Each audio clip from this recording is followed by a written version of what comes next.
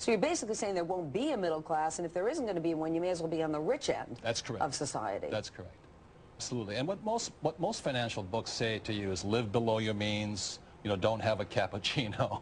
If you have the opportunity, one of the lessons in the book is go back to school. Yes, but also I learned finance on the streets where he learned it at Wharton. Right. So it's still possible to learn. Is it always about being rich or doing something in this world that doesn't just bring us money, but doing something to give back or making an impact somehow, whether it's a building project or a corporation or something of that sort? Well, hopefully, but that's why we wrote this book together. We don't really need the money, but we are concerned about the economics of our country. Explain for us, Robert, how there is no middle class anymore. What do you mean by that, and what quantifies and qualifies somebody as being in the middle class? Well, there's many reasons for that, but the middle class is not getting ahead. The rich are increasing, but the tax laws are written against the middle class. So we just got together. We said we can't change the tax laws right now, but we can change people. So we'd rather teach you how we got rich so that other people can move up rather than move down. Mr. Donald Trump and Robert Kiyosaki.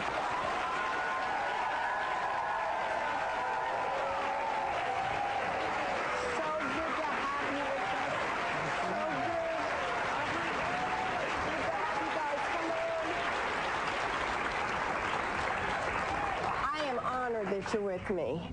So somebody just starting out, this whole craze about using your own realtor, going to Staples and finding these kits online and somehow saving yourself some money, you could lose money in the end? Well, you could, but if you did that, I would still recommend you get a real estate attorney to check over the transaction. You could probably save a few dollars that way. But it is a legal transaction, and you got to be very careful, because if it's your primary residence, you don't want to be evicted in the middle of the night. We're back. Donald Trump and Robert Kiyosaki. Define rich. Well, look, rich is a state of mind more than anything else. If you feel you're rich, and if you're happy, and if you have a wonderful family, you're rich. And this doesn't just have to do with money. Define it financially. Forbes defines it as $1 million a year in passive income, whether you work or not. That's a specific definition of it.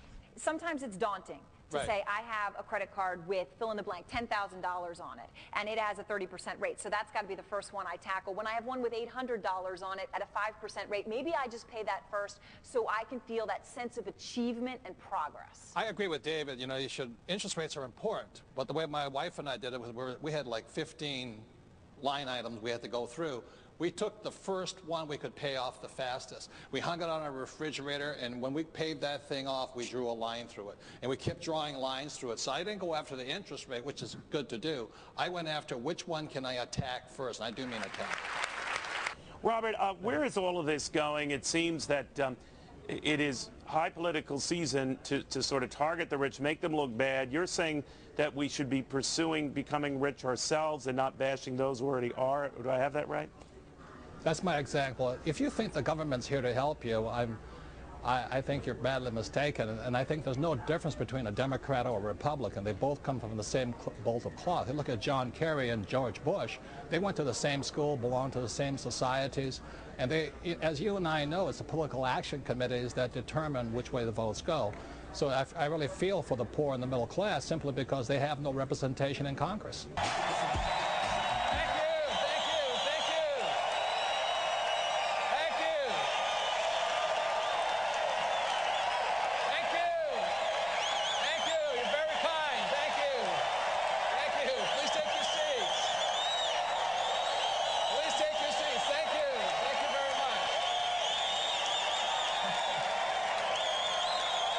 In the world of business, it's another thing my rich dad pointed out to me. In the world of business, there are 4 types of people, and E stands for employee, S stands for small business or specialist, B stands for big business like Bill Gates, and I stands for investor. Our school systems do a pretty good job of educating us for here. So my poor dad always said to me, son, you go to school so you can get a job. So that's an employee's mentality. Good benefits, you know, 401k, retirement plan, blah, blah, blah. My mother, on the other hand, and I used to argue with my dad, I don't really want a job. And my mother would say, you know, don't argue with your dad. You know, so I don't want a job. I want to be independent. She says, why? I said, Mom, I want to be rich. My mother was a registered nurse, so she said to me, she said, son, the richest people I know are doctors. I said, yeah. So you should go to medical school and become a doctor, a specialist. You know, S stands for smart people, all this stuff. I said, Mom, there's only one problem. She said, what's that? Doctors are smart. She says, you have a good point there. You shouldn't do that. I was horrible in school. I'm Robert Kiyosaki, author of Rich Dad, Poor Dad. I'm sitting here with my youngest protege, the future. This guy is going to be bigger than Bill Gates or the guys at Google and all this. And this is young John Paul. We're in Texas. How old are you, John Paul? I'm 11 years old. 11 years old. And how old were you when you read Rich Dad, Poor Dad? I was about 7 years old. 7 years old? Yes. And have you read almost everything so far? Yes, just that. Have you played, I think everything. Have you played my cash flow games? Yes, I have. Okay, now tell the people at home what you've learned so far that's different than what they teach you at school. Well, I learned just about, I learned business skills that I need, that you need in real life to succeed and to do well in business and investing. And I learned all the things that I know about money. That is my one source and the only source I need. Oh, no, that's a good answer, but there's other people. Yeah. Well, there's a lot of people who want to help so-called the poor. The trouble is they don't know the poor. Now, there's no relationship. You know, I live in Arizona, Phoenix, and the people come from Scottsdale and they're $3 million mansions, and they're trying to relate to a kid who can't get dental work done, or they don't have any food on the table. Well, my idea of working with the Boys and Girls Club is that let those people solve their own problems.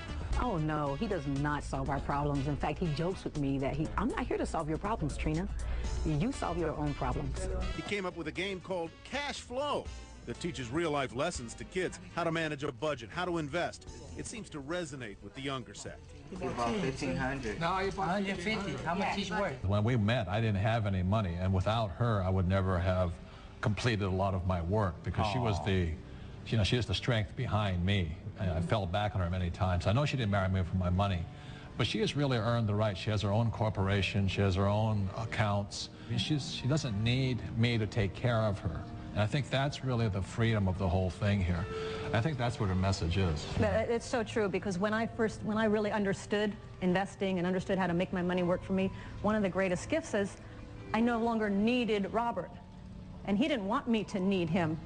I desperately wanted him, but I didn't need him. And so what happened is the relationship got so much stronger because we got to choose to be together just because we wanted to be together, not because there was any kind of dependency.